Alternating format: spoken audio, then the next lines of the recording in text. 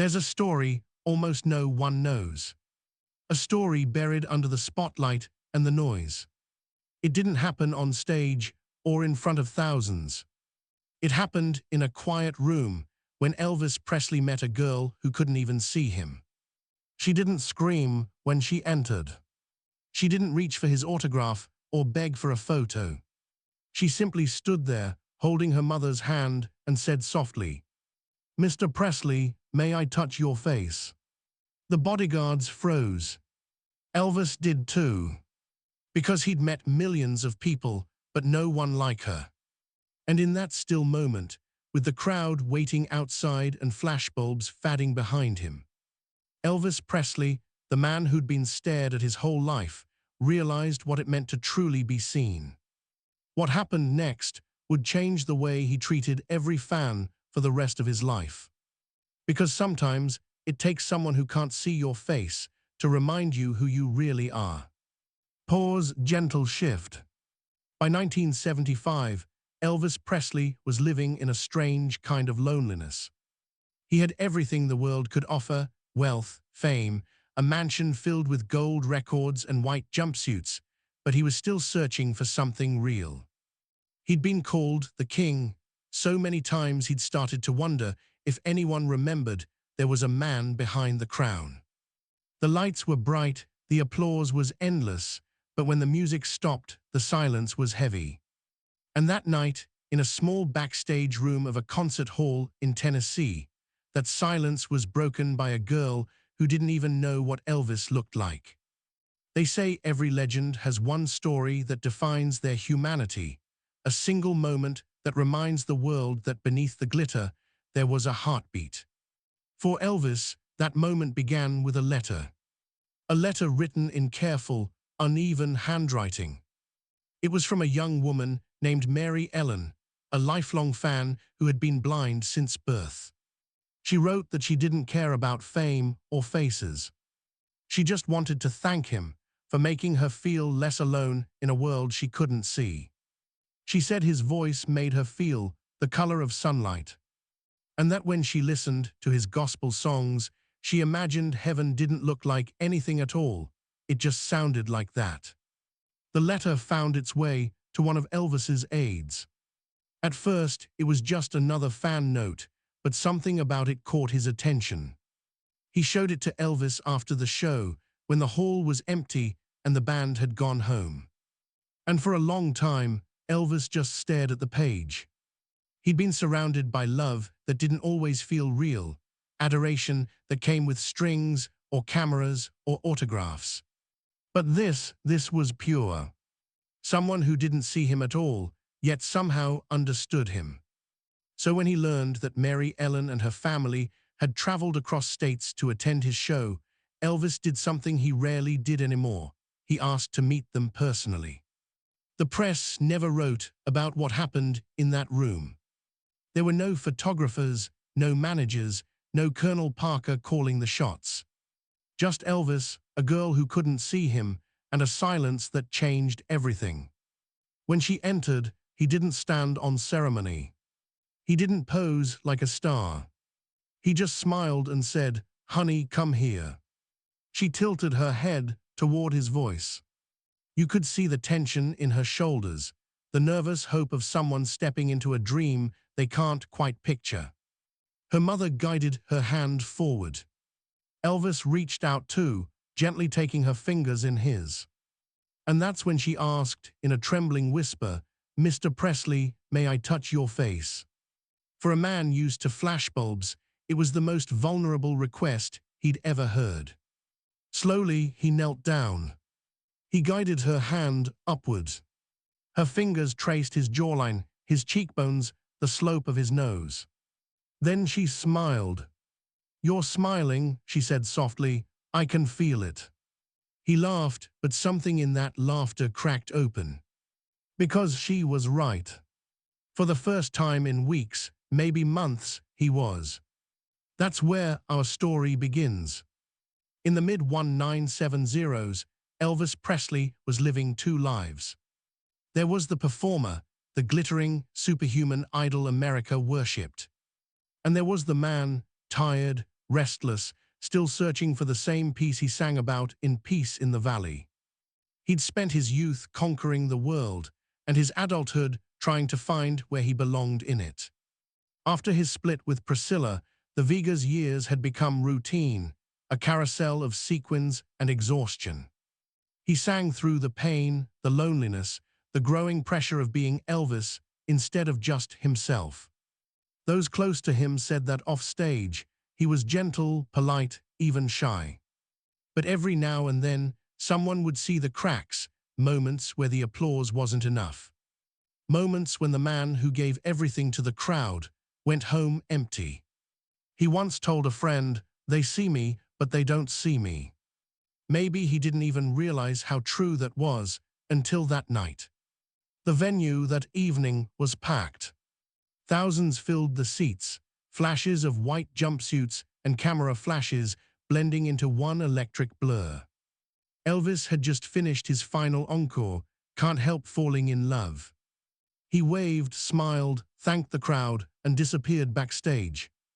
But as the roar faded behind him, he felt the familiar drop, the emotional hangover of the spotlight. That emptiness that came when the lights dimmed and the adoration evaporated into quiet. That's when his aide, Joe Esposito, handed him the letter. "Came earlier this week," he said, "from a blind girl, thought you might want to see it." Elvis took it, still catching his breath, sweat dripping down his temple. He sat, opened the envelope, and began to read. The words were simple. No demands, no requests.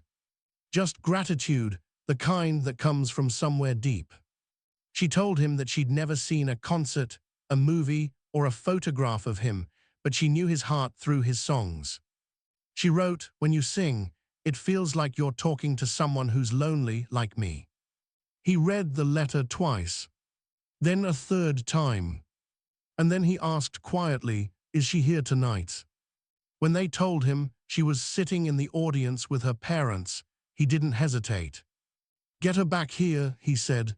"I want to meet her." By then, Elvis's inner circle had learned not to argue when he said something like that. Security was skeptical. They worried about privacy, timing, safety. But Elvis waved them off. "She wrote me a letter," he said. "The least I can do is shake her hand." 10 minutes later, the door opened. A woman in her early 20s stepped in, her hand resting on her mother's arm. She wasn't dressed for glamour, no sequins, no screaming, no fanfare. Just a simple cotton dress and a nervous smile that seemed to glow from within. Elvis stood. For once, he didn't need to perform. He walked over quietly, saying, "You must be Mary Ellen." She turned her head toward his voice. There was a pause, that half-second of pure silence before the world holds its breath. "Yes, sir," she said softly. "Thank you for letting me meet you." And that's when she said it, the words that disarmed the king of rock and roll himself. "Mr. Presley, may I touch your face?" In that moment, Elvis Presley forgot about being famous. Forgot about the cameras, the concerts, the headlines. There was just this young woman standing before him, reaching not for his image, but for something deeper. Something human. He nodded. She raised her hand, slowly, uncertainly. He guided it to his cheek. Her fingers trembled slightly as she traced his face, the warmth of his skin, the outline of his smile. "You're smiling," she whispered again. "I can feel it." He chuckled, and for a moment, his laughter sounded like it used to, unguarded, alive. "Well, honey," he said, "I reckon I am now." She smiled too. "I've heard your voice since I was a child," she said, "but I always wondered what kindness might look like. Now I know it feels like this." The words hit him harder than she knew. Because for years, Elvis had given everything to make others happy, but he'd forgotten what it felt like to be seen as a person, not a performance. That night, he was both. It's easy to think of Elvis Presley as a myth, a cultural monument too big to touch. But behind the rhinestones and the glory, he was a man who longed to connect, to belong, to mean something real beyond the songs. And this girl, this blind fan who couldn't even picture his face, gave him exactly that, a moment of truth. Those who were there said the air in the room changed. The laughter quieted. Even the bodyguards, hardened men who'd seen everything, looked away, as if they were intruding on something sacred. Elvis didn't say much. He just took her hand again and said, "You made my night, sweetheart." And she smiled, not realizing she'd just done more than that. She'd reminded him who he was. For the rest of the evening, Elvis couldn't stop thinking about her. When the band asked if he wanted to go out, he said no. He sat alone, rereading her letter under the soft glow of the dressing room light. Outside, fans were chanting his name. Inside, the king was quiet, humbled by a kind of love he'd almost forgotten existed. That's what makes this story unforgettable. Because in a world obsessed with how Elvis looked, one girl who couldn't see him reminded him what love feels like. And though no reporter ever wrote it down, that small, unseen moment rippled through the rest of his life, shaping how he treated fans, how he spoke about grace, and how he saw himself. Sometimes, the most powerful encounters leave no photographs, no headlines, no witnesses, just a change in the heart of the person who needed it most. And for Elvis Presley, that change began the night he met a blind fan who didn't know who he was, and somehow knew him better than anyone else. By the mid-1970s, the name Elvis Presley had grown larger than the man himself.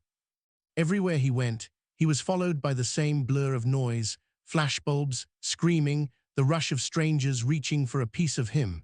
But behind those bright lights, there was a quiet he couldn't outrun, a kind of loneliness that fame only made louder.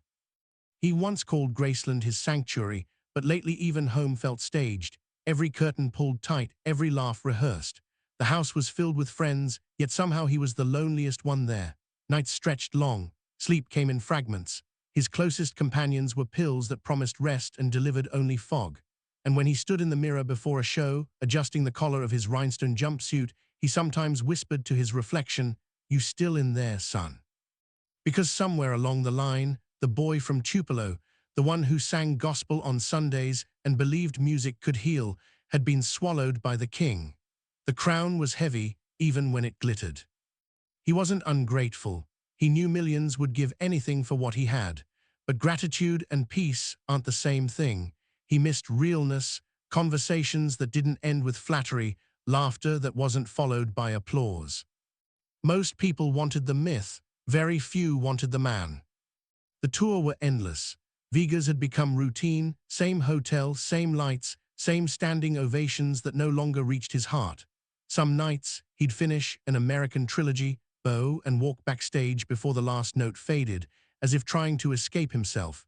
He'd joke with the band to hide the fatigue, but his eyes told another story. Those closest to him, Joe Esposito, Jerry Schilling, the guys in the Memphis Mafia, had learned to recognize the mood swings, the bursts of charm followed by hours of silence. They'd seen him light up when a stranger showed kindness and go distant when surrounded by adoration. One of them once said, Elvis could be in a room of 1,000 people and still feel like he was the only one not invited. He carried that contradiction everywhere. He was adored by millions, yet unsure if he was truly loved by anyone who didn't need something from him. And underneath all of it, the ache for something spiritual. After his mother died, faith became both his refuge and his question mark. He read scripture between rehearsals, studied books on mysticism, and played gospel records late into the night. Friends would find him sitting at the piano in Graceland's music room, softly singing, "How Great Thou Art," to an audience of no one. That was the Elvis people rarely saw, the man who still believed that maybe, just maybe, God hadn't forgotten him. But the world only wanted the spectacle. Colonel Parker kept the schedule packed, contracts, merchandise, movie reruns. Every day was planned, every moment monetized. And though Elvis often smiled and agreed, inside he felt cornered by his own success. He couldn't go back, couldn't slow down, couldn't say no without disappointing someone. Sometimes he'd look out from the stage and feel like he was watching himself from far away, a stranger in his own legend.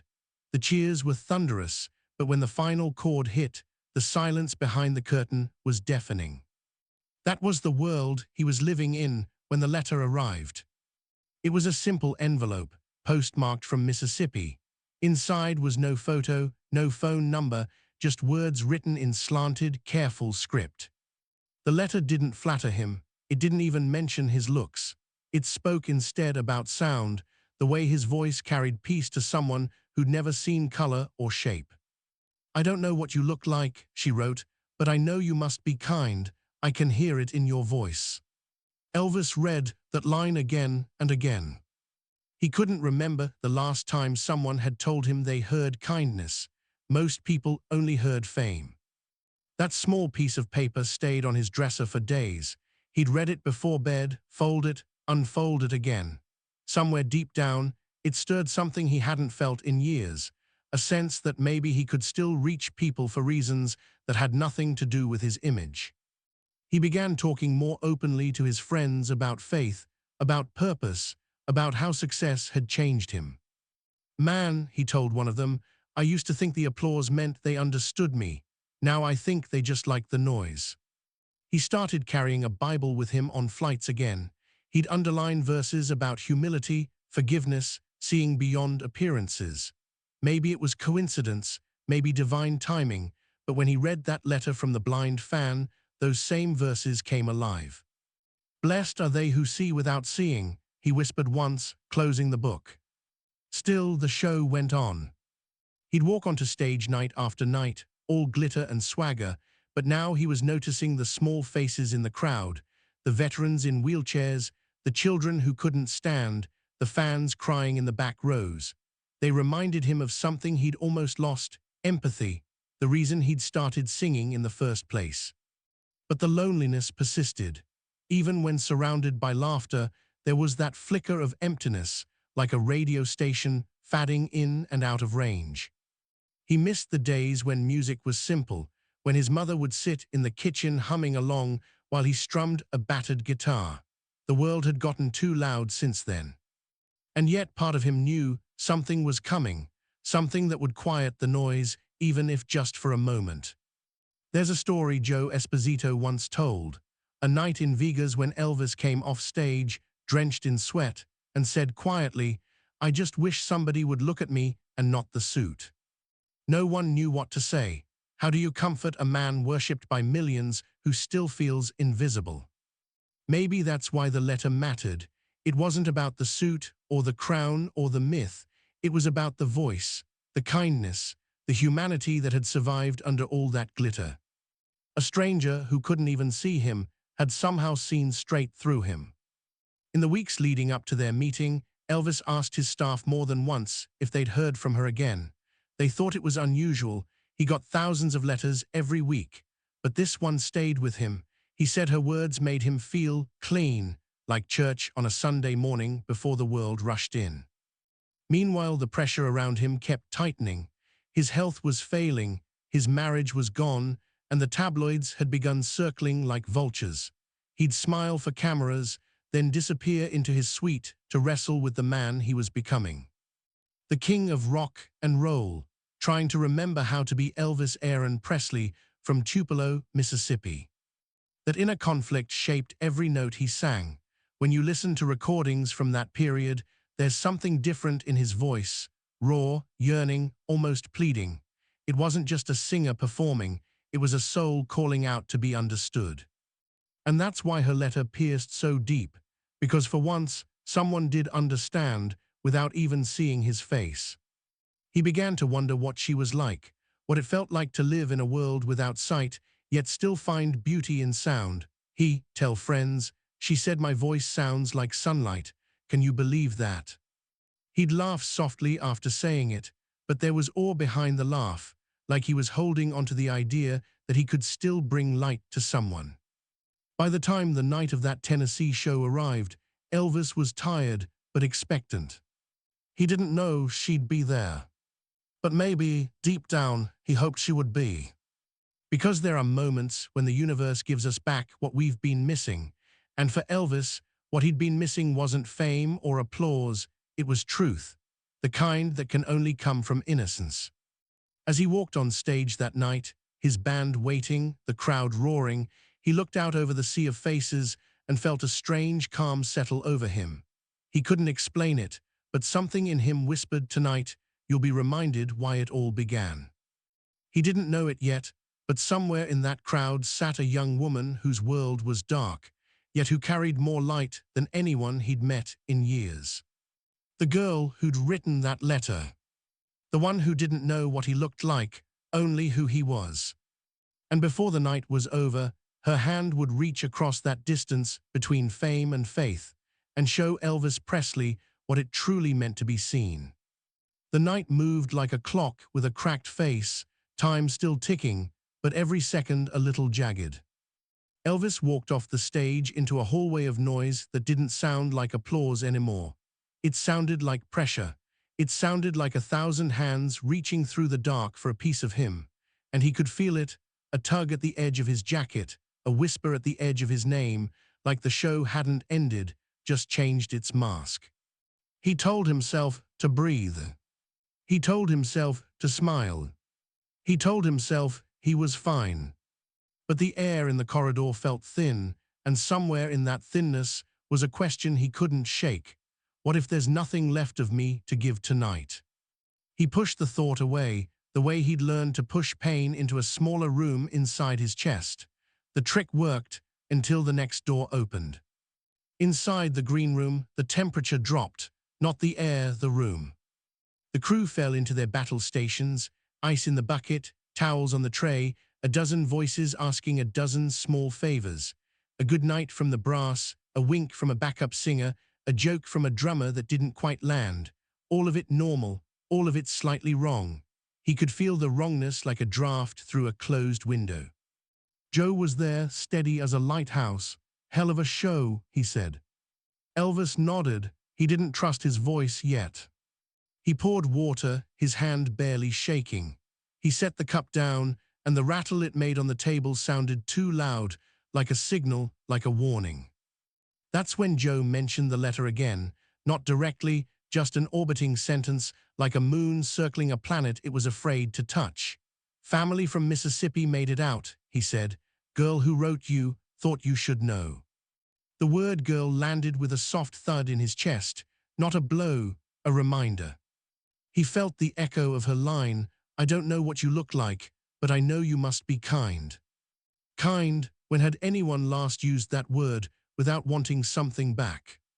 Outside the door, security flared, not raised voices, tight voices, voices that sounded like doors being locked. First came the rhythm of feet, quick and controlled.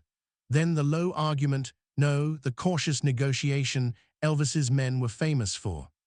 "No, ma'am, not now. She has a letter. Everybody's got a letter. This is different."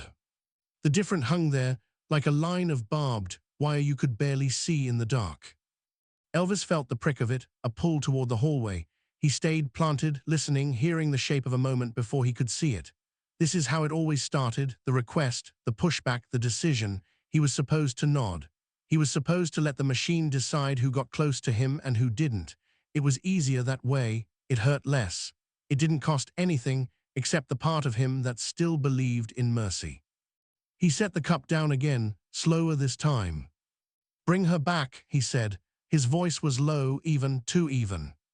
Joe looked at him. "You sure?" He didn't answer. He didn't have to. Joe nodded and stepped out into the storm. And now the machine turned. Radios clicked. Paths were cleared. 3 people were rerouted, 2 were denied, 1 had to be walked back to the lobby with promises. The hallway narrowed, then lengthened, then turned into a tunnel with a quiet at the end of it. Somebody closed a door. Somebody opened another. The sound changed again, big crowd thunder replaced by carpet, carpet replaced by the hush of a threshold you don't cross without meaning it. Elvis felt his pulse change tempo, brisk, then measured, then brisk again, like the band searching for a beat. He glanced at the mirror. The man looking back at him wasn't the one who just slayed the room.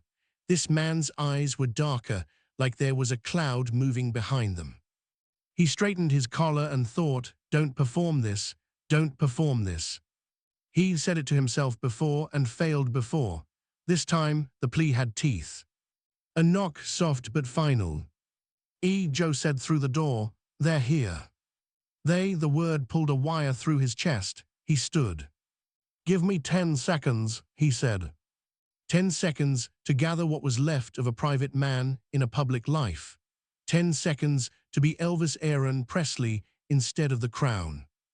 9 seconds. He pictured the letter, the careful handwriting, the line about sunlight. 8 seconds. He remembered how his mama would touch his face when she worried. 7. The taste of stage light still in his throat.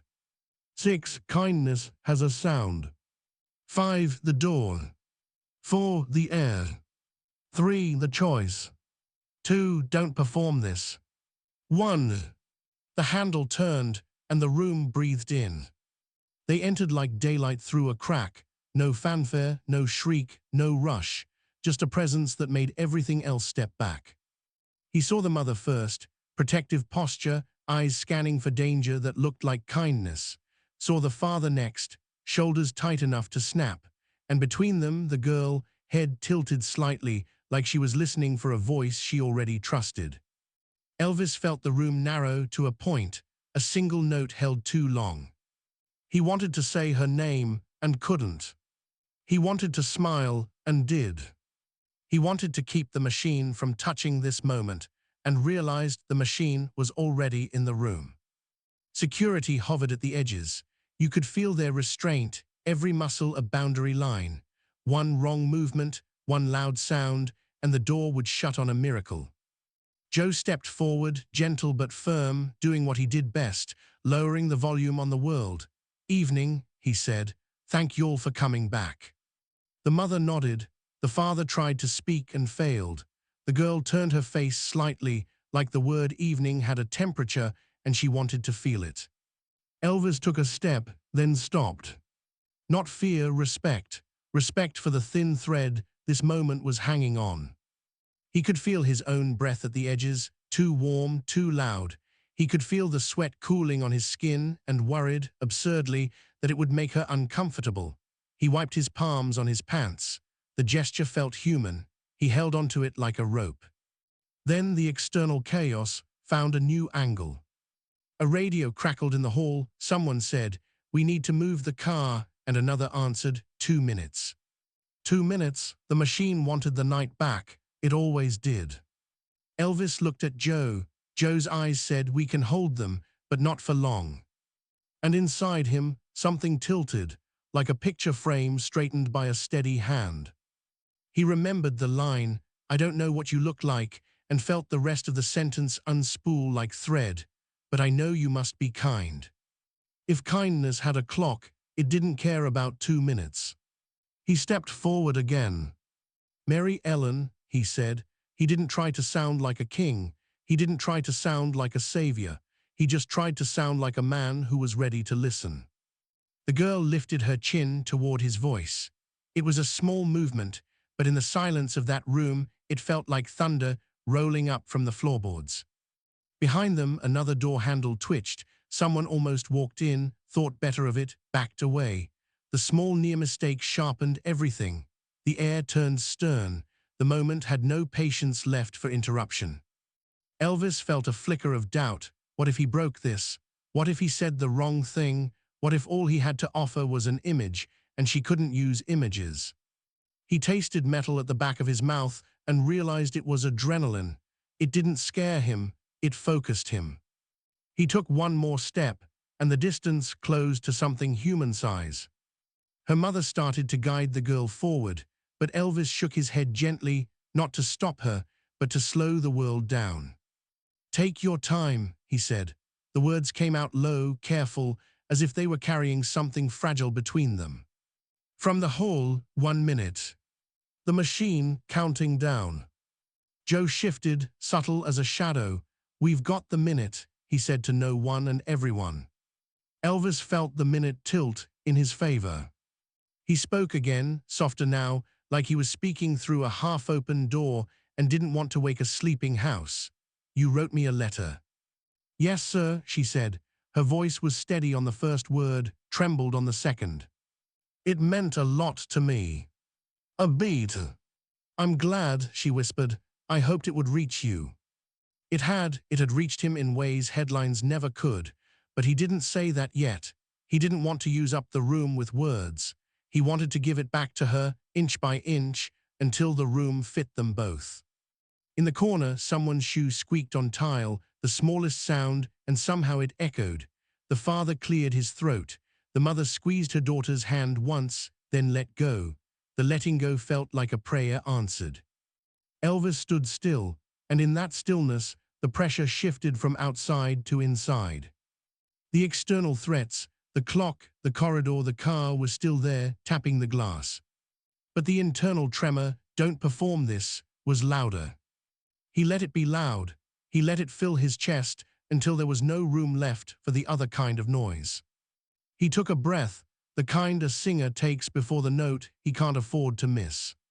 Mary Ellen, he said again, because saying her name felt like turning a key. Silence, a good silence, a held breath of a silence. Then, Mr. Presley, she said, may I? The question hovered, delicate as a moth's wing, and every man in that room froze at the same time. The machine didn't know what to do with requests that simple. Elvis did. Before the words finished forming, the hallway exploded with one last attempt to claim the night. A radio barked. A fist knocked. Someone said, we gotta move, the syllables hitting the door like fists of rain. The moment tatered. Joe stepped into the frame and held, not with force, with certainty. Give us a second, he said. The calm in his tone was a bar across the door. The knocking stopped, the machine blinked, the rain waited. Inside the room, the world steadied. Elvis lowered his head just a fraction, enough to make his voice a shade closer, a degree warmer. Go on, honey, he said, ask me. The words seemed to open a path through the air, a clean corridor no one else could walk. Her mouth parted. She gathered the courage like a handful of light. May I, she began again, and this time the sentence came out whole, bright, unafraid. Touch your face. The question hung there, simple, impossible, inevitable. Everything in him rushed forward and stood still at once. His chest tightened, then loosened, like a door finally closing against a storm. He could hear his heartbeat in the quiet, not fast anymore, just true. Outside, the hallway went mute, as if the building itself had leaned in to listen. Inside, Elvis made his choice, not the public one, not the trained one, not the safe one, the human one. He opened his mouth to answer. And that's where this part of the story ends. Because what happened next doesn't belong to countdowns or corridors or radios or routines. It belongs to the moment when a myth met mercy, and mercy didn't blink. For a moment, everything in the room felt weightless, like time had pressed its finger against the pause button. The only sound was the steady hum of the air conditioner, the soft breathing of four people who didn't dare move, and the faint rhythm of Elvis Presley's heartbeat catching up to the rest of him. He looked at her, really looked, even though her eyes could never return the gesture. The world outside that room, screaming fans, flashing cameras, the kingdom he'd spent his life holding together, didn't matter anymore. There was only this fragile, beautiful space where fame didn't exist. And he whispered, almost afraid to break it. Of course, honey, you can. She took one step forward, guided by sound. Her hand trembled in the air between them, suspended halfway between distance and trust. He met her halfway, lifting his own hand slowly, palm open, as if approaching something sacred. When her fingers found his face, the air changed. It wasn't a caress, it was exploration. She traced his jawline, the ridge of his cheekbone, the curve of his lips. He didn't breathe for a few seconds. The room was too still to risk disturbing. She smiled faintly. You're smiling, she said, her voice soft but certain. I can feel it. He laughed, a small, genuine sound that startled even him. For months, maybe years, his laughter had been a reflex, something he gave to the crowd because it was expected. But this one came from somewhere deep, somewhere still alive. He whispered back, "Yeah, I guess I am now." And when he said it, he realized how long it had been since he'd meant those words. She kept her hand there, memorizing him through touch, the way others memorized him through posters and photographs. Her fingers brushed his temple, his sideburn, then rested over his heart. Her expression softened. "It feels like music," she said. Elvis swallowed hard. "What does, darling?" "You, the way you're quiet." The silence that followed wasn't empty, it was holy. For a man who'd been seen by millions, this was the first time in years he felt understood by one. Behind them, Joe Esposito stood motionless. He'd seen Elvis furious, broken, delirious, ecstatic, but never like this. The guards looked away, embarrassed by how intimate it felt, like intruding on prayer. Elvis cleared his throat gently, trying to steady himself. "You know," he said, "I've met a lot of folks in my time, but you might just be the bravest." She shook her head. "I'm not brave, I just wanted to meet the man who makes the world sound kind." Those words hit him harder than applause ever had. He wanted to say something back, something profound or humble, but his voice failed him. So instead, he did something simpler. He took her other hand and placed it over his. "You did, sweetheart," he said softly. "You met him." The girl smiled faintly. But then her voice trembled. "Everyone keeps telling me you're the king." He smiled too, but it was sad. "People like their fairy tales." "But you don't sound like a king," she said. "You sound lonely." The words struck him with more truth than he was ready for. He opened his mouth to deflect, to make a joke, to charm, but stopped. Because she was right. He wasn't angry that she'd said it. He was grateful that someone finally had. He nodded slowly. "Yeah, honey, sometimes I am." Her hand moved back to his face. "It's okay," she said softly. "Even when I can't see anything, I still know when it's morning." For a moment, his composure broke. His eyes filled, and he looked down, pretending to adjust his rings, his scarf, anything to hide it. But she must have felt the change in his breath, because she smiled again. "It's all right," she whispered. "You don't have to hide." He looked up at her, stunned. That sentence, 6 words, cut through the years of pretending, of interviews, of masks. "You don't have to hide." He exhaled, long and slow. "I do." She shook her head. "You already shine." And for the first time in a long while, Elvis didn't feel like a symbol. He felt like a soul. A man forgiven by the simplicity of a stranger's faith. Her mother, standing nearby, began to cry quietly. Her father removed his hat, pressing it against his chest. Even Joe had to turn away, pretending to check the hallway, though he was really just trying to keep it together. Elvis looked at the girl and said softly, "You got family here with you?" "Yes, sir, my mama and daddy." He nodded, walked over to them, shook their hands and said, "You raised one fine lady. You must be mighty proud." Her father, still holding back tears, said, "We are, Mr. Presley, more than words can say." The girl tilted her head.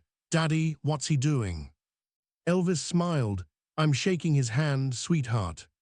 She smiled. "Then shake it for me too." He laughed again, genuinely, and did just that, holding the man's hand tighter. When he turned back to her, the tension in the room had changed. The fear was gone. The countdown had stopped. It wasn't about the clock anymore, it was about completion. Elvis said, "You know, there's something I've been wanting to say since I read your letter." She waited. "You wrote that my voice sounds like sunlight. I thought about that for days." She smiled shyly. "It does. I can always tell when it's you singing. The room feels warm." He shook his head, half laughing, half breaking. "Nobody ever said that to me before." "Well," she said, "maybe nobody ever listened the way I do." That's when he lost it, not publicly, not loudly, but inwardly. All the years of holding back, grief, guilt, exhaustion, quietly spilled into the softest tears he'd ever shed. He didn't hide them this time. He didn't have to. She lifted her hand again, brushed her fingers just beneath his eye and said, "You're crying." He smiled through it. "Yeah, but it feels good, honey. It feels real good." And it did, because for the first time in forever, it wasn't about perfection or applause. It was about presence. He reached into his pocket, pulled out a silk scarf still damp from the concert, and placed it gently in her hands. "Keep this," he said. "It's been sweating through a lot of songs tonight. Might not smell too good." She laughed, bright and pure. "I'll wash it." "Don't you dare," he said. "That's the smell of hard work." She giggled again, and everyone in the room exhaled, the way people do when they've been holding in something heavy. A minute later, Joe softly said, "They're waitin'." Elvis nodded, but didn't move yet. He looked at the girl once more, memorizing the quiet dignity in her face. "Mary Ellen," he said gently, "you gave me a gift tonight." She frowned slightly, "But I didn't bring anything." He smiled. "You brought peace, darling. That's more than I've had in a long time." He signed her letter, but he didn't stop there. He scribbled down his private office address and said, "If you ever need anything, you write to me here. You promise?" She nodded. "I promise." As she turned to leave, she stopped and said, "Mr. Presley." "Yeah, honey. Don't forget, people don't love you because of how you look. They love you because of how you sound." He watched her go, her mother's hand guiding her through the doorway, the scarf pressed tightly against her chest. The door closed softly, but the silence it left behind didn't feel empty. It felt clean, like something sacred had just happened. Elvis didn't speak for a while. He just stood there, staring at the door. When he finally did, his voice was quiet. "Joe," he said, "you ever meet an angel before?" Joe smiled faintly, "Maybe just now."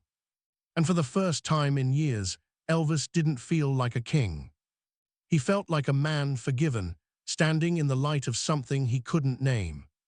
When the door finally shut, the sound of the latch echoed louder than any applause. Elvis stood still, eyes fixed on the space where she'd just been, as if the air itself had changed temperature. The room wasn't silent, it was hushed, like a church after the final hymn.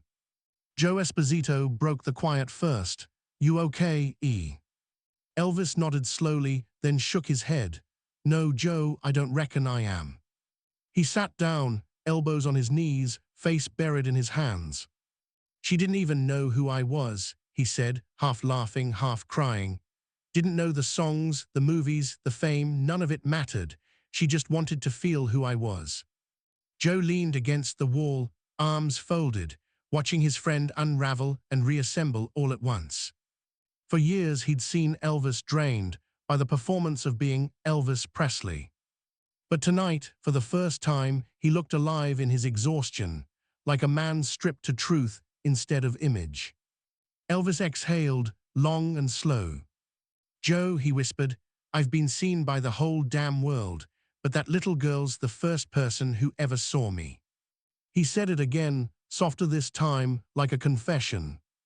"The first person who ever saw me." The next morning, before the rest of the crew even woke, Elvis was up. He sat at the small hotel desk with a cup of black coffee and the scarf she'd held, folded neatly beside him. He picked up the phone and called his jeweler in Memphis. "Hey, George," he said, his voice gravelly from lack of sleep. "I need you to make something for a young lady, something special." He described it carefully, a small silver charm shaped like a sun, engraved with the words, "You helped me see too." When George asked for the delivery address, Elvis gave him one of his private P.O. boxes. He didn't want it going through management. "This ain't for press," he said firmly. "This one's just for her." When he hung up, he sat back, staring at the folded scarf. The night replayed in his mind, the way her hand found his face, the tremor in her voice, the warmth of her smile. He realized he hadn't felt peace like that in years, not since his mother. It wasn't nostalgia, it was recognition. For a brief moment, he'd been the boy from Tupelo again, the one who sang not for applause, but for connection. That evening, when the band gathered for rehearsal, something was different. Elvis walked in wearing a plain shirt, no cape, no sunglasses. The guys looked at each other, something was off, but in the best way. He greeted everyone, called them brother, cracked a small joke about the breakfast grits being too salty, and then grew quiet. "Fellas," he said, packing the stage, "I met somebody last night." The room stilled. They'd heard that line before, but this wasn't that kind of story. He continued, "She was blind, didn't know who I was, didn't care, just wanted to touch my face." A few nervous chuckles, he didn't smile. "You know what she told me," he said, looking down at his hands. "She said I sound kind." The words fell heavy, but gentle. He looked up, eyes wet but clear. "That's all I ever wanted, man, for people to hear kindness, not the fame, not the noise, just that." Nobody spoke, even the sound guys stayed frozen behind the console. Then Elvis said quietly, "We're adding a song tonight, Amazing Grace. No lights, no big show, just me and the gospel." And that's what they did. That night's performance in Knoxville wasn't like the others. Halfway through the set, Elvis stopped between songs and said to the crowd, "I met someone special last night. Someone who reminded me that the prettiest things in this world can't be seen, they gotta be felt." The audience went quiet. He didn't name her, didn't tell the story. He just said, "This next one's for her." Then he sang Amazing Grace slower than he'd ever sung anything. No band swell, no spotlight tricks, just his voice trembling with something raw and holy. People in the crowd cried without knowing why. When the final note faded, Elvis didn't bow. He just closed his eyes and whispered, "Thank you, Lord." Over the next few weeks, his staff noticed a shift. He was still Elvis, the playful, impulsive, extravagant man they knew, but there was a stillness in him now too. He talked less about fame, more about faith. He asked his aides to read him letters from fans, not just skim them. He started paying closer attention to the people backstage, the janitors, the cooks, the drivers, asking about their families, remembering their names. He even began signing letters with a new phrase: "Take care of each other, E." One day, one of his bodyguards found him alone at the piano, playing a melody the man didn't recognize. It wasn't rock, it wasn't gospel, it was searching. When asked what it was, Elvis smiled faintly. "I don't know yet," he said, "but I think it's the sound of light." Weeks later, a small package arrived at a modest home in Mississippi. Inside was the charm Elvis had commissioned, shaped like the sun, smooth and gleaming, the engraved words catching the light. "You helped me see too." Tucked beneath it was a note written in blue ink. "Dear Mary Ellen, you reminded me that love don't need eyes, it needs heart. Thank you for helping me remember who I am. Keep shining. Elvis A. Presley." Her mother read it aloud at the kitchen table, while Mary Ellen held the charm to her cheek and smiled. "He sounds happy," she said. Her mother nodded. "He does." Mary Ellen whispered, "Then it worked." Back in Memphis, something about that encounter never left him. On restless nights, when the pain in his body wouldn't let him sleep, he'd find himself sitting alone, replaying that moment. He'd close his eyes and hear her voice, steady, innocent, unshaken by the myth the world had built around him. "You already shine," she'd said. He'd whisper it back to himself sometimes, like a prayer. "I already shine." The guys would see it too. When someone backstage made a sarcastic remark about fans, Elvis would shake his head and say, "You never know who you're talking to, man. Could be an angel in disguise." He meant it, he'd seen one. Months later, during a late-night conversation at Graceland, Jerry Schilling asked him what that night really did to him. Elvis thought for a long time before answering. "You ever have something shake your soul so quiet you can't even tell it's happening?" he said. "That girl did that. She reminded me that God don't always use thunder. Sometimes he whispers." Jerry nodded, watching him stare out the window toward the gates, where fans still gathered nightly with candles and songs. Elvis sighed. "All this," he said, motioning toward the lights, the house, the fame, "it's a kind of blindness too. People look, but they don't see." Then he smiled, "But she did." The story of that meeting never made the papers. Elvis didn't want it to. He told his team, "If folks hear about it, they'll make it about me." But it wasn't about me. It was about love. And maybe that's why it mattered. Because some of the most powerful things Elvis Presley ever did weren't sung or filmed or recorded. They were whispered quietly into the lives of people who needed them most. He carried that memory with him till the end. Friends said that in his final years, when he talked about the meaning of his music, he'd often say the same line. "It's not about sound, man. It's about feeling. The light's still there. You just gotta close your eyes to see it."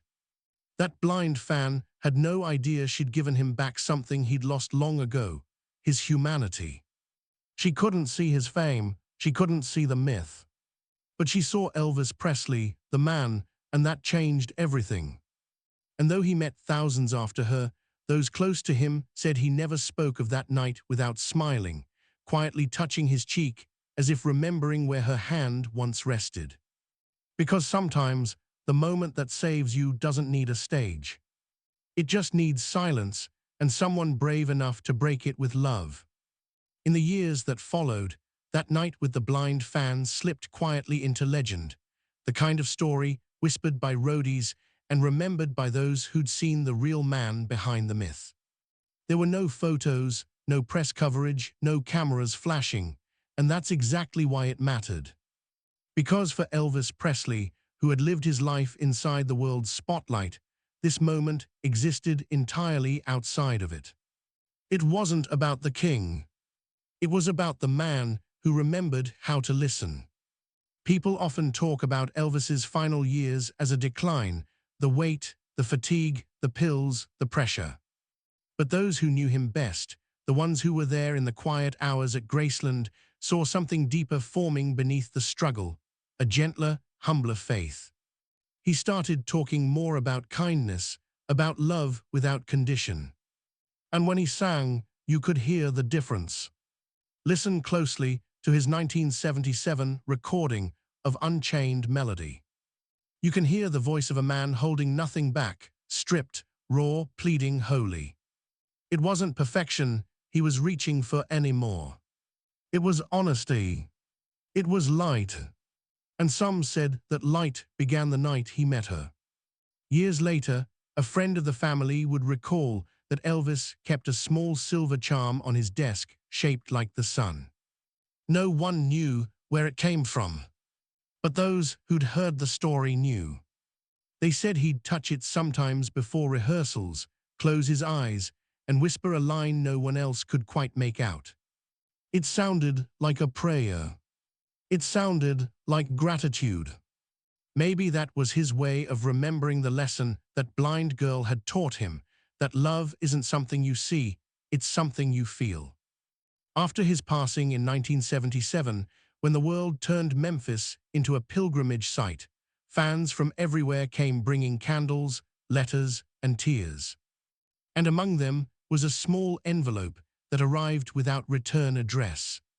Inside was a single note, handwritten in delicate braille, translated by a volunteer at Graceland's gate. It read, "I'm happy you found the light again. The world can see your face now, but I'll always remember your kindness." No name, no signature. Just faith, quiet and absolute. Even now, nearly 50 years later, fans still talk about moments when Elvis would pause mid-song, close his eyes, and smile for no reason anyone could see. Maybe he was remembering that feeling, the hand on his cheek, the truth in her voice. Maybe that night was his proof that grace was still possible, even for a man who had everything and somehow still felt empty. Because what that girl gave him wasn't worship, it was clarity. And what he gave her in return was something rarer, a reminder that the man behind the myth was still capable of wonder. In the end, that's the real legacy of Elvis Presley. Not the gold records, not the jumpsuits, not even the songs, beautiful as they are. It's the moments like this, unseen, unrecorded, but unforgettable. Moments where he set aside the crown and remembered who he was when he first stepped on a stage, a boy with a voice and a heart full of light. That's why the people who loved him still love him, because they remember him, not just the image. The man who stayed late to talk to fans, who handed out scarves to strangers, who gave cars away without a second thought, and who once let a blind girl trace his face so she could meet the person behind the music. In a way, she gave the world back its Elvis, not the star, but the soul. Because after that night, his shows felt different. He wasn't performing at people anymore. He was reaching for them. And when he sang songs like How Great Thou Art, it wasn't about proving anything. It was about giving something. That's the version of Elvis people still feel when they close their eyes and listen, the voice that warms the room, the sound of sunlight even in the dark. The man who learned that being seen isn't nearly as powerful as being understood. If you walk through Graceland today, the air is thick with memory, laughter, longing, music that never quite fades. But if you linger by the meditation garden, there's a quiet that feels different. Not sad, peaceful. And in that silence, you can almost hear his voice, soft and familiar. You don't have to hide, you already shine. That's what she told him. That's what he believed in the end. That maybe heaven isn't a place far away. Maybe it's just the moment when someone finally sees you for who you are.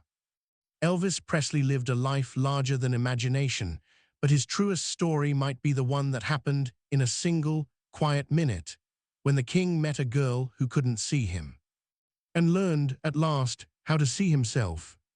They say legends never die, but the truth is, legends only live as long as their stories are told. And the stories that endure aren't always the loud ones. Sometimes they're the quietest moments, the kind that don't make headlines but make hearts remember. That night, Elvis Presley didn't perform. He didn't dazzle or conquer or command. He simply listened. He let a stranger's touch remind him of something he'd nearly lost, that kindness doesn't need an audience, and grace doesn't need to be seen to be real. That encounter was never televised, never photographed, never commercialized. And maybe that's why it matters most, because it was pure.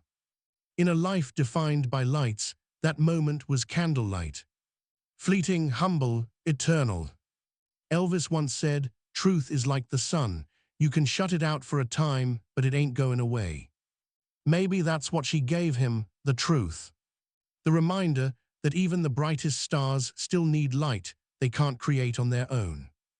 And maybe that's what we all need, to remember that being seen isn't about fame, it's about connection. That love isn't in the looking, it's in the feeling. So the next time you hear his voice, that trembling gospel tone, that soft southern ache, close your eyes for a moment. Forget the rhinestones, forget the stage. Just listen. Because if you listen closely, you might still hear the sound of sunlight, the echo of kindness, and the whisper of a girl who once helped a king remember he was human. That's the story Elvis kept close until the very end. And maybe that's why his music still feels alive, because somewhere in every note, he's still saying it quietly. You already shine. If this story touched you, share it with someone who still believes that kindness can change a heart. And don't miss our next episode, when we revisit the night Elvis stopped an entire concert for a single fan in distress, and showed the world the man behind the crown. Because the music may have ended, but his light never did.